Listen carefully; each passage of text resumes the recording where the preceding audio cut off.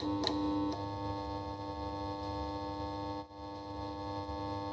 guys, Betas Doctor here. Hari ini gue mau ngobrol tentang masalah pod system. Jadi seperti yang kalian tahu, perkembangan dari pod system ini cukup menggemparkan untuk orang-orang yang ada di industri vape ataupun user-user yang mulai menggunakan vape.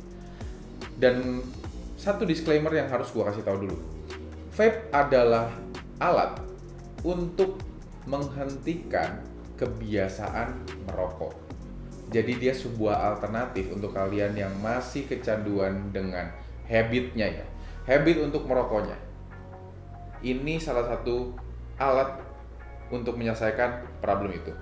Jadi untuk teman-teman yang tidak merokok, gua sangat tidak sarankan menggunakan device vape, apapun itu jenisnya. Apalagi untuk yang pengen gaya-gayaan doang gitu. Gua rasa sih nggak terlalu oke ya, dan kurang cocok lah. Jadi sekarang kita akan bahas pod dulu. Pod itu ada dua jenis. Yang satu open system, yang satu closed system. Bedanya apa? Kalau misalkan closed system itu kayak gini. Kalau open system itu ini. Bedanya di mana? Cuma ditunjukin doang, nggak dijelasin. Oke, kita jelasin.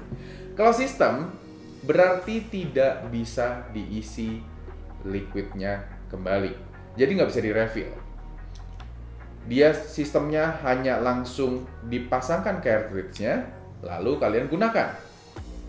Kalau open system itu kalian bisa isi ulang liquidnya. Nah, contohnya adalah Easy Pod System ini. Oke, terus kegunaannya apa dan gue harus pilih yang mana? Kalau kalian ada di rentang umur yang mungkin sudah sibuk kerja, sudah malas untuk mencari tahu gimana cara masangnya, gimana cara ngisinya, kalau misalkan nanti ada problem apa ya biasanya ya? Koil gosong dan lain-lain gitu. Ini akan lebih minim problem. Kenapa? Karena semuanya sudah di-set dari pabrikan, bentuknya itu udah fix, nggak bisa kalian rubah-rubah.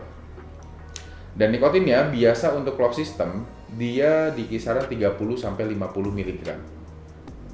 NCIK ini dia pakai 50 mg dan menurut gua sangat cocok untuk teman-teman yang biasanya pakai rokok cukup berat dalam intensitas cukup tinggi. Misalkan nih, gua biasanya pakai satu hari itu harus 1 bungkus. Kalau misalkan kurang dari sebungkus, gue kurang nyaman atau kurang puas. Kalau gitu kalian pakailah yang ini, NCIK dengan 50 mg nikotin. Cara ngitung nikotinnya gimana? 50 mg itu dalam 1 ml liquid. Jadi kalau di satu cartridge ini dia 2 ml, berarti isinya ini nih 100 mg nikotin. Oke. Cara ngecasnya juga cukup gampang. Tinggal colok doang aja, atau mungkin ada docknya atau ada tempat untuk ngecasnya yang lainnya. Pokoknya tinggal dicas penuh, kalian tinggal isep bisa pakai. Selesai. Yang satu lagi adalah pod system yang open. Open? Oh, bukan open BO dong. Open system maksudnya. Di mana dia bisa diisi ulang liquidnya. Mungkin akan cukup membingungkan buat teman-teman yang baru mulai pada pertanyaan liquid yang harus gua pakai itu apa? Ada beberapa hal yang perlu diperhatikan dari sebuah open system pod. Open system pod ini punya banyak sekali resisten. Resisten itu apa? Kalau kalian suka baca OHM, nah itu tuh resisten. Semakin tinggi resisten yang bisa masuk atau berfungsi di pot tersebut, maka semakin tinggi nikotin yang bisa kalian gunakan.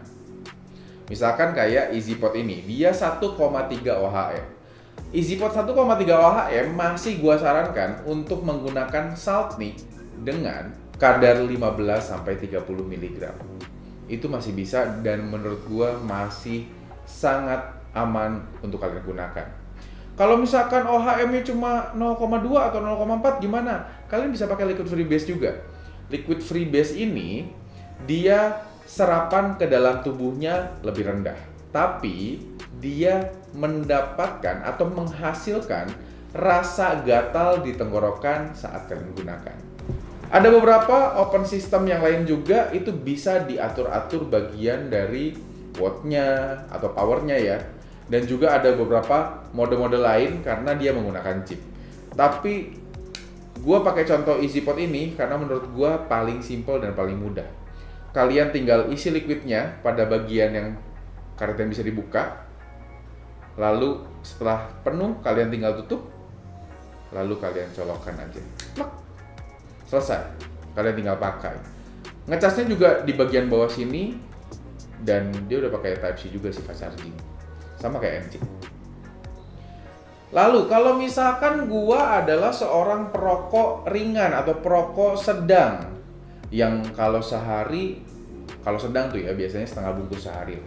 Kalau misalkan ringan jatuhnya cuma 1-3 batang lah, dan bener-bener social smoker. Kalau misalkan ketemu teman-teman yang ngerokok baru dia ikutan, kalau misalkan dia lagi di rumah sendiri nggak ngerokok sama sekali, itu termasuk perokok yang ringan.